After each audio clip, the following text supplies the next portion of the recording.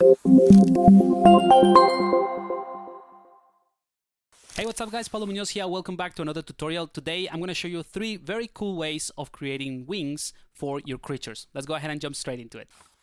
Alright, so here we are in ZBrush and I have this really weird bat creature type of thing. As you can see, you have kind of like the structures already for the wings, and the ones that I'm going to show you how to create today are more like a membrane type of thing, like a bat or like maybe for a dragon. So I'm going to show you 3 different ways, and let me go ahead and bring in my Epic pen. And just to kind of like clarify the ones that I'm going to cover. So there is a quick and easy way to do it. There is, let's call it the quick way of doing it. There is also the, let's call it the control way. And there is the fun way. All right, so these are 3 different ways of creating wings that I thought I should share because they're pretty cool. All of them, actually. One is pretty easy. The other one, like I said, is control. So it gives you a lot of flexibility and you have lots of control on like the topology and things like that. And the shape as well is going to be really easy. And the fun way is just fun using dynamics. So let's go ahead and start with the quick way first. So the first thing is to have something to kind of like draw the wing. So this is like the structure, very, very simple. If you're curious about how I created the actual hand or like these fingers, I basically use a C-sphere, as you can see here. And basically, yeah, I just created the same shape. As you can see, it's very similar. And once you have created this with the C-spheres chain, you can go to Adaptive Skin and click on Make Adaptive Skin. I use 0 resolution for Dynamesh and a density of 2. And that basically creates this. So it has a pretty decent topology. And you can go ahead and click on Z-Remesher just to remesh the whole thing. And maybe just polish things a bit. And you see it's a pretty decent topology, something very quick. And then what I did for the rest of the body, I basically created this sort of blob weird creature with Sculptris Pro. And then I combine that resulting mesh, right? And then I put it all together and re-Dynamesh and then run a quick Z-Remesher. So this is the resulting topology, but you know, it's just a sketch. I haven't actually gone through the process of tweaking it too much. I just needed to have something to do the wings. But just in case you were interested on how I set it up, I thought I'd just share it. All right, so let's do the quick way. And for that, I'm going to click on the brush icon and I'm going to select this curve quad fill. Okay, so this one is pretty easy because it's just a curve that I can use to create. Let's say, let's create the first kind of like part of the membrane. So I'm going to change my brush size. The size of the brush will determine the thickness. So let's do something quick so you can see what it does. So I just do this one and you see it just creates that plane. Now, the first time that you use it as default, if I rotate around, it's kind of like doing it on a plane basis. And that is very easy to change. You actually want something that follows the geometry or the structure that you have underneath. So let's undo that. Let's go to the picker and click on depth. So the difference now is if we switch from once C, which is basically what we did, we just press once and ZBrush uses that single click as the distance. We're going to change that to continuous C so that ZBrush is continuously evaluating the topology and basically drawing that curve. So if I start from here, let's do something like this. As you can see, it just builds that gap in between. And because it is a curve, I can continue doing this, right? And it fills the entire gap. So like I said, this is the quick and easy way of doing it. And you see it has a bit of a thickness. So if I get closer here, you see that that is almost the size of my brush size, right? So let me show you what I mean. So this thickness right here is based on the diameter of my brush size. So what's cool about that is that because again, this is just a curve, I can change this to be, you know, pretty small. Click to update and it will be updated. All right, and you can also obviously, you know, let's say this area right here, if you wanted this to be, you know, reaching this space, I would probably do that with the move brush later on, but just so you know, you can do that. You can click on the stroke palette. Let's open up the modifiers and not the modifiers, sorry, the curve section, and I'm just gonna click on lock start and lock end so that way they don't move, those end and start points. And I'm gonna click on elastic. So elastic is gonna allow me to click and drag to add more geometry to it. And same thing here, maybe there's a little gap, you can just push it towards it. But again, those are little things that you can tweak later with a move brush, and it's probably a lot easier to do, right? So let's say I'm happy with this. Let's go ahead and go back to the stroke is turn off elastic and turn off lock end and lock start. And just to accept, I'm going to click somewhere else, and that's it. And now, because as soon as you create something with these curves, the rest of the mesh gets masked. So I can just go ahead and go to the split tab here, or sub palette, click on split on mask points, and that allows me to have the character on its own, or this base mesh, and then this kind of like wing that we're starting with. The next thing I want to do is, with this selected, I'm going to complete the rest. But for that, I'm just going to jump into a quick time lapse because I'm going to use the same technique. So I'll see you in 2 seconds.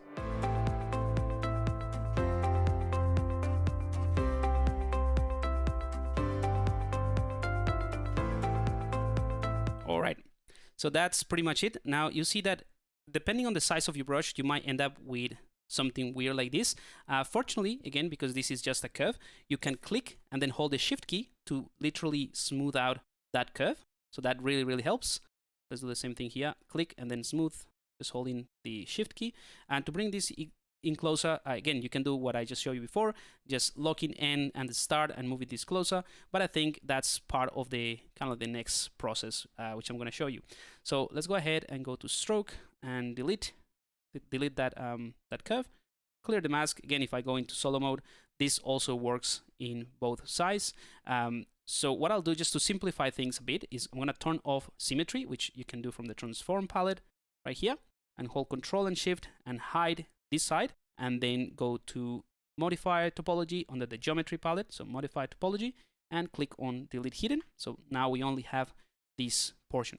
Now, if I turn on the polyframe, let's switch to different material, you'll see that we have this sort of like filled areas. But we also have different polygroups, which is great. So what I want to do is, with the select rectangular piece, I'm going to hold Control and Shift, and I'm going to select this polygroup, invert, and select all of these ones. And if I turn on double is just so that you can see kind of like the double-sided mesh. You can find that on the display properties in here. So that's what I have in my UI, just clicking on that one. And yeah, so that's it. I'm going to invert that selection, and I'm going to delete hidden. So again, from the geometry palette, modify topology, delete hidden, right? This is something that I use often. So I have a Control X shortcut assigned to it. So I can just press Control X and delete. And that's pretty much it. So we now have a single-sided mesh, right? That's kind of like fits what we're trying to do with these wings. And I can just go ahead and run a quick series measure. You can determine all these from the actual series measure here. So geometry, series measure.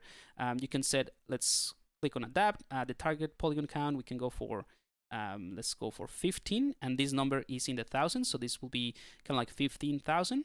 Let's click on remesh. And there we go. We can also maybe polish things a bit. So under the deformation palette, you can go ahead and use the polish by features. So that way we can sort of preserve those crisp edges as well. Just a few times. And then if you want to clean this up even further, we can run another series measure with half. So this time I'm going to click on half. So you see this is grayed out. So half the current amount, click on series measure.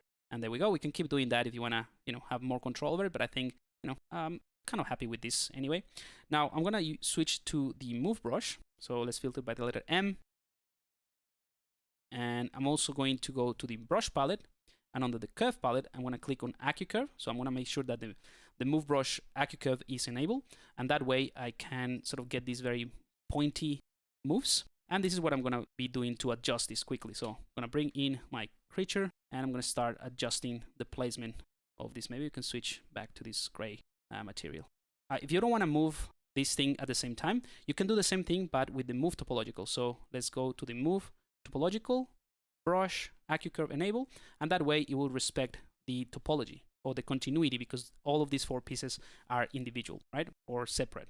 So this is something that I will spend some time tweaking this. I'm not going to spend all the time of this tutorial just tweaking this, but I just wanted to show you how easy this is, and that's what I was referring to as after, once you create the base mesh and do the retopology or the remesh, you can spend some time tweaking how this integrates with the actual wing. But again, I'm not going to spend too much time on this. I'd rather show you the other methodology and the other processes to create the wings. But yeah, hopefully you see how powerful this is. And the cool thing about this, now that we have a better distributed topology, again, you can run this series measure as many times as you need to lower the the amount of points. But now that we have this, we can also enable dynamic subdivision. So I'm going to click on dynamic, and I'm going to click on thickness, just to add a bit of thickness, as you can see. And it's a little bit too sharp. So what we can do is click on this post subdivide, and that's going to apply that thickness after the subdivision. So let's just, or before the subdivision, sorry. So there we go. So we can find something like this. And again, just this is dynamic, so we can continue tweaking the placement of each membrane or each piece so that it suits you know, the placement of the wing. Anyway, once you're happy with this, you can just go ahead and click mirror and well, just to bring it to the other side. And now we have this cool wing. All right, so that was the quick and easy way of doing it. Again, is just using this curve quad fill, which is just a curve, and then just remeshing and all of that. So let's keep that one there. I'm gonna turn it off, go back in here. And now let's use the control way, or the control method, that allows you to have more control over exactly how the topology is distributed, and it's gonna give you a lot more control. So for that, we're gonna use ZSphere, and we're gonna do a quick retopology to create the wings. So I'm gonna click on append, and I'm gonna bring in a ZSphere. I'm gonna select that ZSphere, and from the scale here at the top, or you can just press the letter E, we go ahead and scale this down. I'm also gonna turn on transparency. And the idea is just to have this kind of like inside the body, so that it's out of the way, you don't see it. So perfect, let's turn off transparent. And with this selected, because this is the ZSphere, that allows you to access other panels or other palettes that are not available for other meshes, right? So for example, if I select the mesh here, you'll see that there are a bunch of palettes that are not available because it's not the ZSphere. So let's select the ZSphere, and we have this topology one, right? So what I want to do is, with the symmetry disabled, so that we only work on one side, and then we can just do the same thing, mirror and well, I'm going to click on edit topology. So as soon as I do that, I will be able to essentially create points wherever I want, and they will be attached to, let's say, the topology or the base mesh, and then we can create the wings. So for example, I'm going to click on draw, right? Or just pressing the letter Q on your keyboard. And let's reduce this brush size a bit. Again, this works only because I have the ZSphere selected and I clicked on edit topology. So I'm gonna click on a point in here, and then another point in here, and then I'm gonna click here, and then in here, and then connect this. So as you can see, this is pretty easy, and they're just points that are following the existing topology. Right, so this one might be a little bit hard to see, but once you get the hang of it, it's really, really easy. So if I want to see how this looks as real geometry, I'm going to go to the adaptive skin. I'm going to turn the dynamic resolution to 0.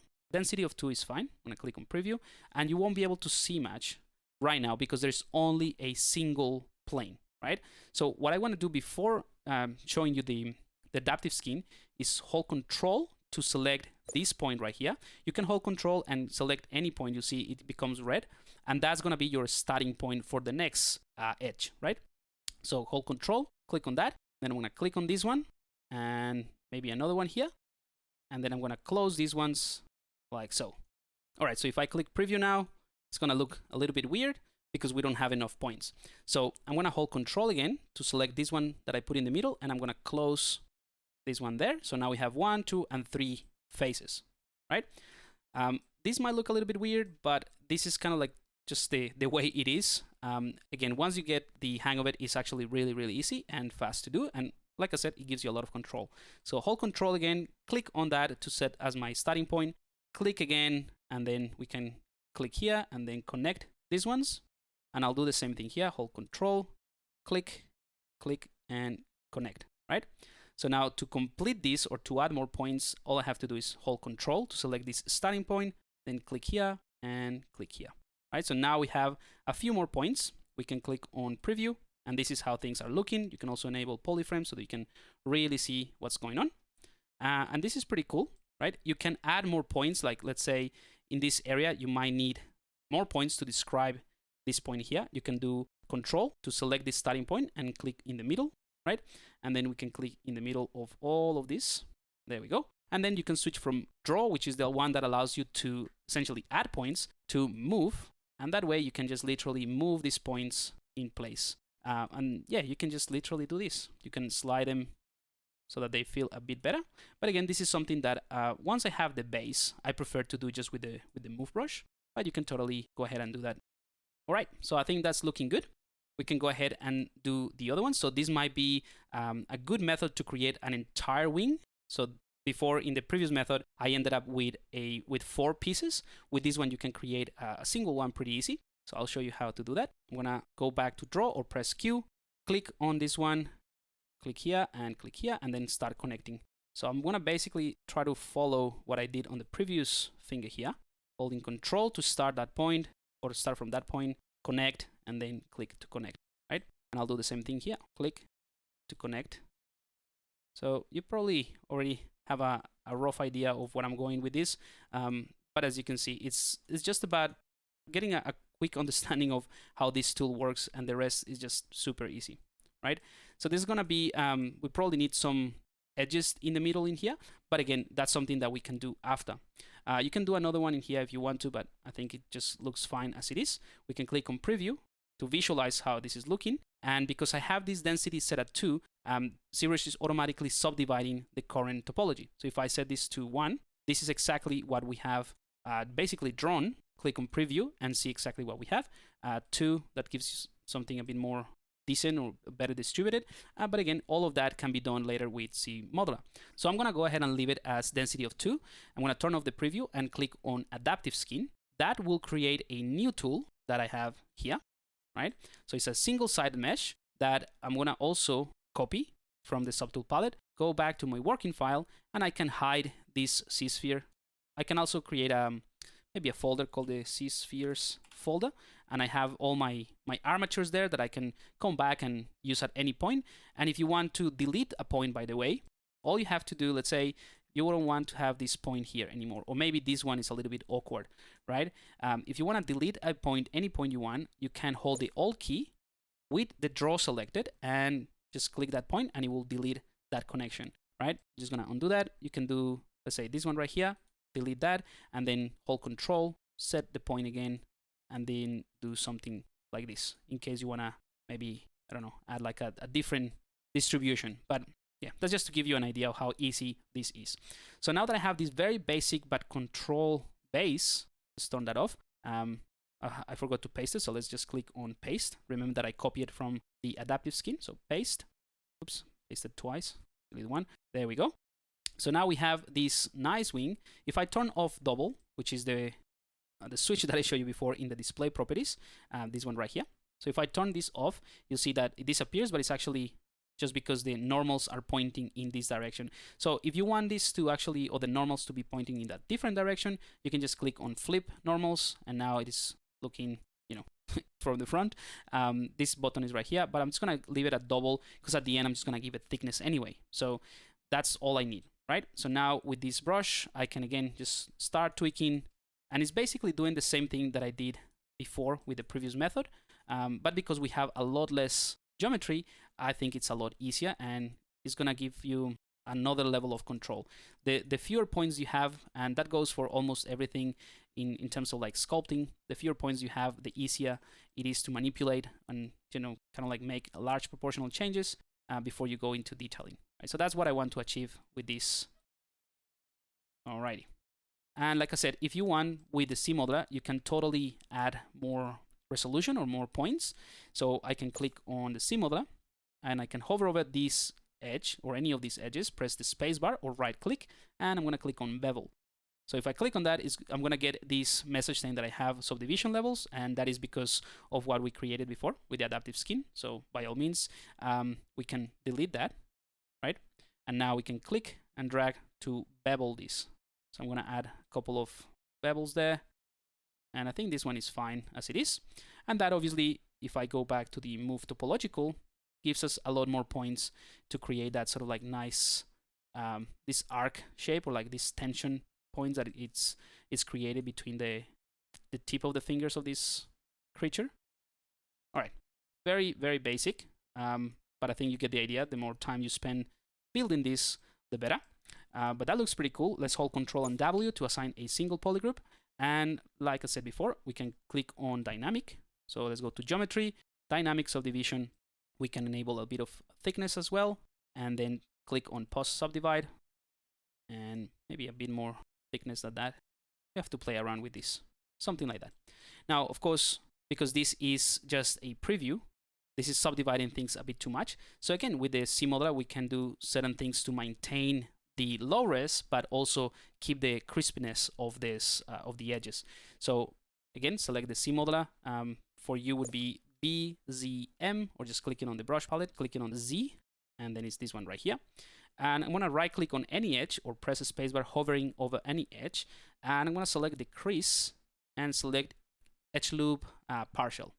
So let's go into solo mode, and I'm gonna click on this one to maintain this sharp edge along the finger.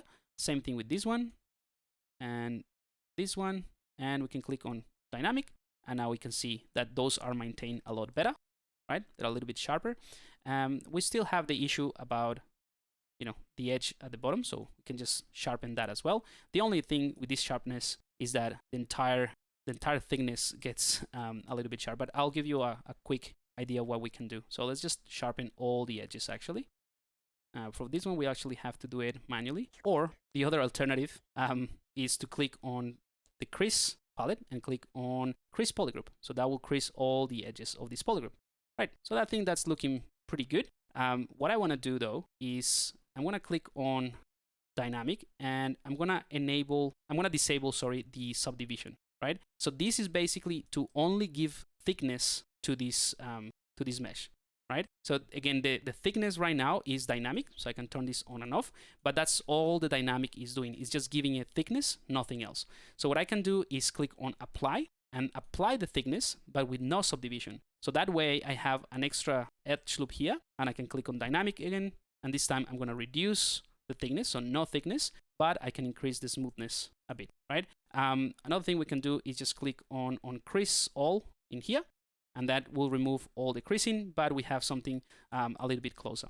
So again, it's just a matter of playing around with this. I would prefer to keep this as low res and as single-sided. So in other words, let's go back before I apply the thickness. So again, this is just a single-sided mesh, and we can go ahead and click on divide, just to divide these ones, and perhaps delete lower. I don't think we need, I think this is better in terms of the distribution, and then go back with the move topological and adjust this type of things like the corners or the edges of the wing.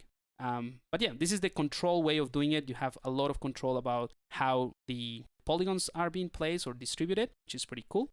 And yeah, once you're happy, you can add thickness to it. I'm just gonna go ahead and mirror and weld. So we have the wings like so. And yeah, that's pretty much it. Let's go ahead and hide this one, and then we'll compare the three methods. And let me just show you the third method, which is a lot of fun. So again, we have done the quick one, then we have done the more control one that allows you to have a nicer topology based on what you describe or what you paint, literally. And the third one, which is just fun. So for that one, I'm gonna hide this, and I'm gonna append a plane 3D, so like that.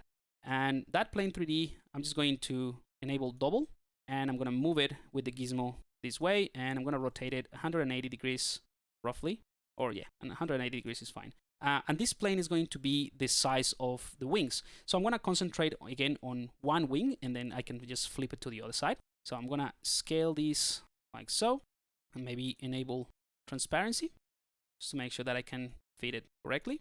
There we go. And let's just move it closer, move it up, and let's go ahead and rotate it a little bit. All right, so we have two options here. The first one is just to use dynamics to let it kind of like drop, and the actual structure is going to stop it. Or we can still use dynamics, but use the gizmo with dynamics, which is, again, a lot of fun. So I'm going to show you both ways, but it's the same methodology. It's just the way that you approach this. So I want to turn off transparency. Just for fun as well, let's add a green color to the plane so that we see what we're doing.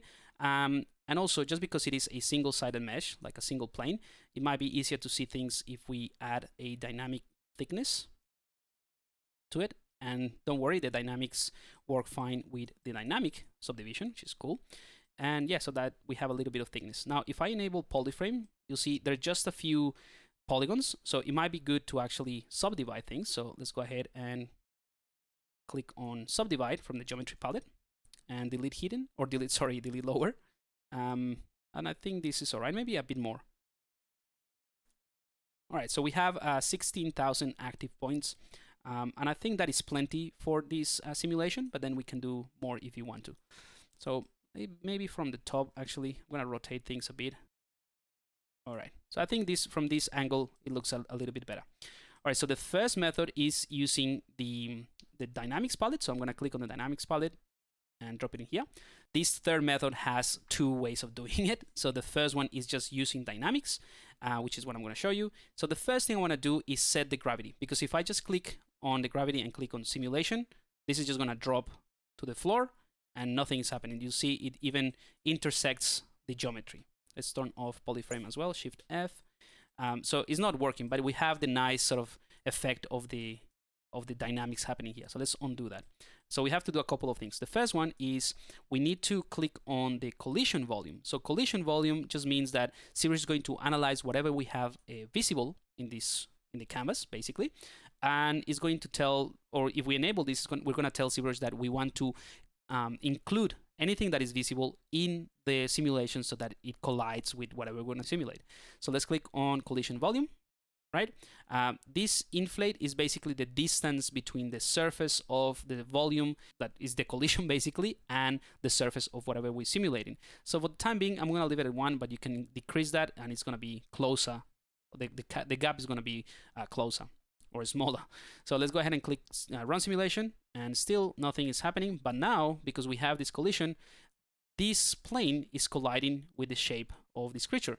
And this is what I was talking about, the inflate value. So you see it is colliding, it is deforming the mesh or the plane, but the distance between one and the other is quite large. So let's go ahead and undo that, and let's change this inflate to 0.2. Okay, and let's go ahead and just simulate this again. Maybe a little bit slower, right? But now the simulation happens a lot closer to the mesh, which is what we want, right? So this is great. So I think this is fine, but still is not working the same, as expected. I would expect that this sort of like flies through in this direction. I wouldn't expect it, but that's what I want. So let's just go ahead and undo that. And then from this angle, we just need to find a better angle. Maybe something like this. I'm gonna use my 3D mouse just because it is easier, like this.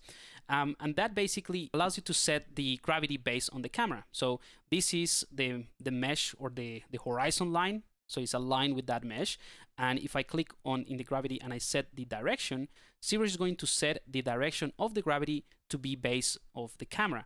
So now this is going to fall this way towards the bottom, even though in real world, it's kind of like on the side, right? So if I run the simulation now, this thing is gonna move towards this this section because we set the direction with this button right here. So let's click on run simulation now, and this is the fun part. Cool. So you see it is interacting, but the pressure or like the gravity is really, really strong. So it's sort of like cutting through the model. So again, we have to tweak a couple of things. Let's undo that. The first thing I want to do is I'm going to increase the simulation iteration. That's going to change or increase the, let's go for 256. That's just going to increase the quality of the simulation. The firmness is going to tell ZBrush that this material has a bit more structure. So let's set it to 3. And the gravity is pretty strong, so we can reduce that to, let's go for 5. And let's try this again. So let's run the simulation. It's going to be a little bit slower, but because it is slower, it's also going to be more accurate. All right, so that is pretty cool. As you can see, that's pretty spot on actually. That's really cool. All right, so obviously that doesn't look like a wing, but it does have that nice simulation or that nice interaction with the structure. Okay, so what I'm gonna do is duplicate this right at this stage. So by doing that, I have this in this state, but I can go back to my previews. So let's go ahead and let's give this one a different color just so that you know what I'm talking about. All right, a different color. Let's do blue. All right, so the blue is the one that I just duplicated, and it has no history other than changing the color or like undo history. So I can go back to the previous one, the green one, and then I can go back to the previous state, and I can keep this plane again. So I'm going to turn it off. I don't need that. I already have the duplicate in the state that is being simulated. You don't have to do this, by the way. You can just keep working on the one that you simulated, but this is what I can show you the other methodology. All right, so I'm going to turn this off actually, and I'll show you how you can do the other method, which is again using dynamics. So right now we can hold the shift key and sort of snap the camera to this angle, and I'm going to click on set direction again so that the gravity now goes back to normal. And that's about it. right? So now we can click on the brush icon, and I'm going to use a transpose cloth. So you see it's very similar to the transpose line. It just says transpose cloth. So that is going to bring in the gizmo, right? And what is cool about this is that you can actually start moving this plane, and as it collides or as it finds objects in their way, is going to generate that simulation, which is pretty cool. So what's awesome about this is that, let's say you are happy with this at this stage, you can also start rotating things this way, maybe this way. So you have a lot more control and just basically move things in any direction that you want. And yeah, it's just going to collide with that object, which is awesome, right? And if at some point you said, you know what, I like this, but I actually want to simulate it going downwards as well. So you already use that second method, which is pretty fun, and then combine it with the first method that I show you, or the first version of the third method, and just click on run simulation, and it's just going to fall down, and that's going to give you a little bit more of the drapery effect. But anyway, so I just wanted to show you that you also have the ability to use the gizmo with the transpose cloth to generate this. This is kind of like getting out of hand, so I'm going to turn it off and go back to the one that I simulated so that we can turn it into a proper wing, right? So let's turn off dynamic. Remember, we were using dynamic just to add a bit of thickness. So what I'm going to do now is use the slice curve. So the slice curve is something that you find under the Control and Shift. So pressing Control and Shift, clicking on this thumbnail or the brush thumbnail, and is this one right here, slice curve. Let's select that. So now when you press the Control and Shift key, you can slice through the model, like so. You don't see anything because let's actually give it a white color again and enable polyframe. And let's change the shader to skin shade 4. I'm going to do the same thing, Control, Shift, and drag. And you'll see it's slicing through the model. And all it does is just creates a cut through the model and changes the polygroups. So what I want to do is cut anything that I don't need away from this wing. Another thing that you can use with the slice curve is you can start by holding Control and Shift, click and drag. And then let's say if I want to create a Bezier curve at this point, I'm just going to press or tap the Alt key on my keyboard once. And then I can just continue like so. So it creates this nice curvature. So let's do the same thing here, but there. And you can do multiple points as well. So I'm just cutting anything that I'm not going to use for this wing. So let's say I don't need anything that's around here closer to the body. And I'm going to cut. Another thing that you can do, by the way, is you can hold Control and Shift, drag, and you can tap twice the Alt key. And that creates a sharp point, as you can see, not a Bezier point. That's going to be probably good one there. And finally, something along the lines of this cut. All right. So once you've done this, all you have to do is go back to the selection rectangular tool, hold Control and Shift, and select what you want to keep, which is this polygroup in here. And like I said, I have a shortcut, Control X, but you can just delete hidden. And now I deleted hidden, basically. And then I actually going to switch to the normal transpose line and reset the rotation. And I'm just going to push this forward a tiny bit, just so that it kind of like embeds within the body a little bit more, and maybe just tweak a few things in here, just a tiny bit. Okay, and that's it. This looks pretty good. We can go ahead and run a quick zero measure. So I'm going to click on zero measure, see what we get. So it's not bad, right? But we can have a lot more control if we kind of like decide or assign different polygroups. So let's do that. So I'm going to undo that. And I'm going to use the slice curve again that I just explained. And I'm going to use that slice to sort of go through the finger. And that creates that polygroup, right? Let's do the same thing here. That's another polygroup. And one more around here. And the difference now is when I run the zero measure, I'm going to, in the settings of the zero measure, I'm going to click on Keep Groups. And I'm going to run the zero measure with Keep Groups. And that's pretty much it. We can also go ahead and smooth things a bit and run it again. Right, so not too bad. Again, you can just spend more time here tweaking the distribution of these polygons so that it looks better. But I think you get the idea, right? It's a third method that is a lot of fun. And we lost a little bit of the simulation, but that's the next thing that I want to show you, which is pretty cool. And this is just an extra tip for the tutorial, just to wrap it up. So I'm going to go ahead and subdivide this a few times. So I have 60,000 or 67,000 points right here. And what I want to do is select the mask lasso, and I'm going to also turn off polyframe. So basically, I just want to have this, like this area, so I'm going to mask some of the areas that I want to simulate. And then we'll just invert the mask. But basically, these are the areas that I want to be able to manipulate easily. So essentially what I'm doing is masking out the borders. So now I'm gonna invert the mask, and I'm gonna hold Control and click once on the mask to blur it. Maybe invert it and blur it a little bit more. We have something, yeah, it has to be subtle. All right, so just by holding the Control key and clicking on the mask, that allows you to blur the mask. If you wanna sharpen it though, you can hold Control and Alt and click on it to sharpen it, but that's not what I want. So now I have masked the areas that are roughly around the fingers, right? And I can just go ahead and in the dynamics palette, I can, let's say, inflate things, right? And that is kind of like if this creature is in, in full flight and is, the drag and the wings are kind of like inflating them, right? So what we can do is click on turn off gravity, first of all. We can also turn off collision, because right now I'm not interested in having any collision. We're just going to deal with the masking objects or the masking areas. And I want to click on inflate, right? And this amount of 1 is going to take whatever, let's actually turn off double. So you see the inflate is going to actually push things towards the normal.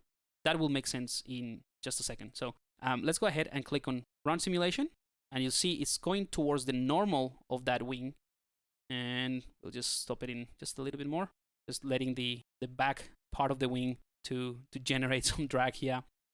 Should have done it from a different angle so that you can see how cool this is, but let's just stop it there, right? So you'll see now we have this nice blobbiness or simulation of the mesh. It's not perfect. Again, we can improve this by simply having a sharper mask. So let's try that with a mask sharp. So this is a custom masking brush that I also show you how to create in another tutorial. So I'll put a link as well.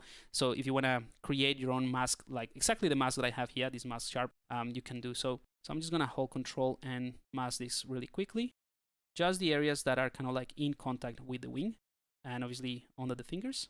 And if the mask is a little bit sharper, it should give you a better result when you simulate the rest, right? Let's just complete the masking here on the borders. Invert the mask and then just do a bit of blurring. That's it. So now if we invert, this mask is a little bit sharper, and we can go ahead and click on run simulation.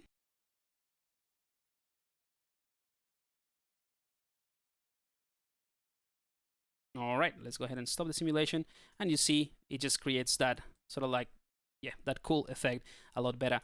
And we can go back and mix the simulation with a bit of like good old sculpting tools. So I can remove the mask and then just go with the smooth brush, smooth this out like so, and then obviously use the move brush to adjust anything that we want. And if you want to, increase the effect, let's say, of the drapery and the folds and all of that, you can just go with the standard brush and pay attention to where the tension points are anyway, and create these sort of like folds that are a bit or not folds, so kind of like wrinkles that are a little bit more prominent. All right, but that's about it. And then we can obviously go back in the subdivision level. We can delete higher, and again we can add details later, but now we have a single-sided mesh again with no subdivisions, and we can use the dynamics to add thickness to it. So again, all of these are from the geometry palette that I've been using here, and we can subdivide this a few times. So it's pretty smooth. Let's reduce the thickness, and there we go. We can go ahead and click on mirror and weld, and we have our third method of using ZBrush to create wings. Now, if we were to compare all of them, I think the third method is definitely a winner. Let's hold Shift S to drop an image in the canvas, and then let's switch to the second version, right? Shift S, and then the third version in here. So 3 different ways of doing it. The methodology is almost like the progression of how control the wings would be. So the first one is just something quick that you can put together for a quick sketch and then decide if you want to fine tune it. You can also, once you have the structure, run simulations with that. The second one also gives you a lot more control. So if you are very particular about how you want the distribution of your polygons, you can use that with the C-spheres. And the third one is just a lot of fun. So you can just play around with that. But you can combine all of 3 to create a much more complex wing. So hopefully this gives you ideas. I think it's just, a fun thing to do. So I'm going to provide the structure of the wings of this weird creature in the download. So you can just download that and just literally open ZBrush and try to recreate the wings just to practice this. So hopefully this is helpful, and I'll see you in the next tutorial. Cheers.